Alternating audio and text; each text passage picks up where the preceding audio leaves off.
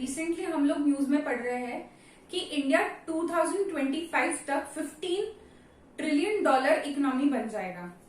तो ये एक्चुअली एक थ्योरी है जो किसी ने पब्लिश की है और उसी के बारे में आज हम लोग डिस्कस करने वाले हैं। तो welcome to my channel Banking Goals. मैं हूं दिव्या और इन सब का मुद्दा है ह्यूमन रिसोर्स जो मॉडल है, ह्यूमन रिसोर्स इकोनॉमिक मॉडल, इसके बारे में हम लोग आज डिस्कस करने वाले हैं। तो ह्यूमन रिसोर्स इकोनॉमिक मॉडल ये दीपक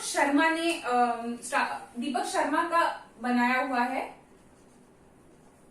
और ये 2014 में उन्होंने स्टार्ट किया था। ठीक है, 2014 में। अभी एट दिस मोमेंट ये पीएमओ मतलब प्राइम मिनिस्टर ऑफिस में इसका प्रपोजल भेजा गया है अकॉर्डिंग टू दीपक शर्मा। तो ये प्रपोजल उनको भेजा गया और फाइनेंस मिनिस्ट्री को भी भेजा गया है। अगर वहां से प्रूफ होता है तो उनके हिसाब से ये जो ह्यूमन रिसोर्स इकोनॉमिक मॉडल के हेल्प से जो इंडिया है वो 2025 तक $15 ट्रिलियन इकोनॉमी बन जाएगी और साथ ही में 10 करोड़ तक एम्प्लॉयमेंट जनरेशन होगा। मतलब 10 करोड़ जगह रहेगी जिससे एम्प्लॉयमेंट जनरेट होगा।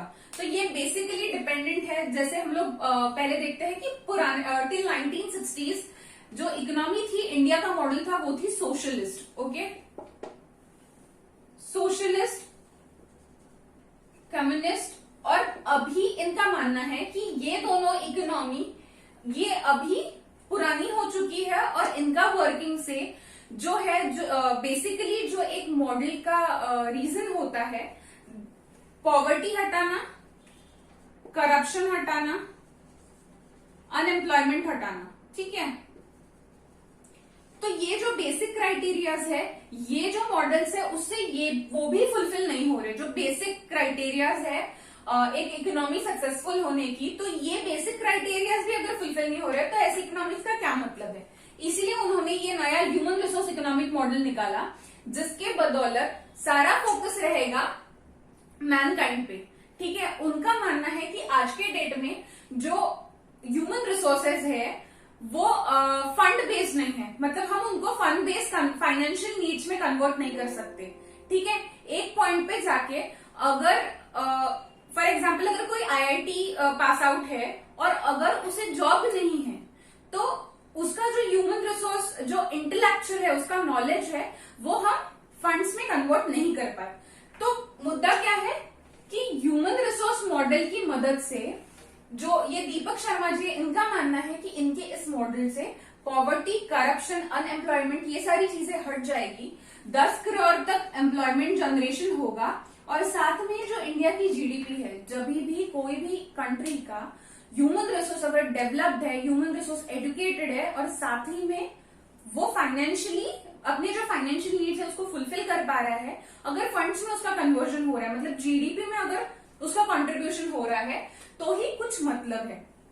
तो इनडायरेक्टली क्या होगा कि अगर ये मॉडल अगर एक्सेप्ट करेंगे, ये सारी चीज इनका मानना है, तो अगर इनडायरेक्टली हम लोग ये मॉडल एक्सेप्ट करते हैं, अगर ऑफिस पीएमओ ऑफिस एक्सेप्ट करता है या फिर फाइनेंस मिनिस्ट्री इसको एक्सेप्टेंस देती है, तो इनडायरेक्टली वो ह्यूमन रिसोर्स पे डिपेंडेंट रहेगा और फिर उनका मानना है कि टिल 25 तक इंडिया की जो इकोनॉमी है वो $15 ट्रिलियन की इकोनॉमी बन जाएगी।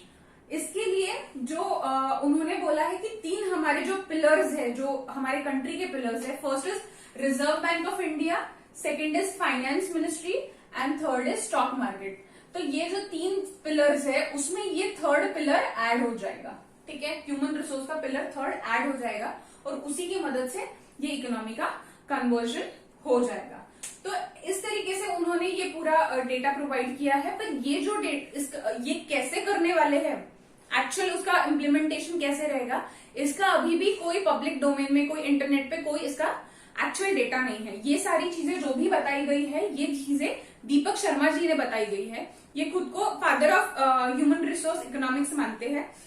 तो इन्होंने ये सारी चीजें ऑनलाइन डिक्लेयर की है, बताई गई है मीडिया में। उसके बदौलत ये सारी इन्फॉर्मेशन हमारे पास है। पर ये एक्चुअली कैसे होने वाला है, इसका पब्लिक डोमेन में कोई भी इन्फॉर्मेशन नहीं है। ये प्रपोजल पूरा प्राइम मिनिस्टर ऑफिस में है और उसी में सारे इसके डिटेल्स है। तो ये डिस्कशन हमारा था आज का। Thank you so much for watching the video guys. मेरे वीडियो को जरूर लाइक करें, चैनल को सब्सक्राइब करें, ज्यादा से ज्यादा शेयर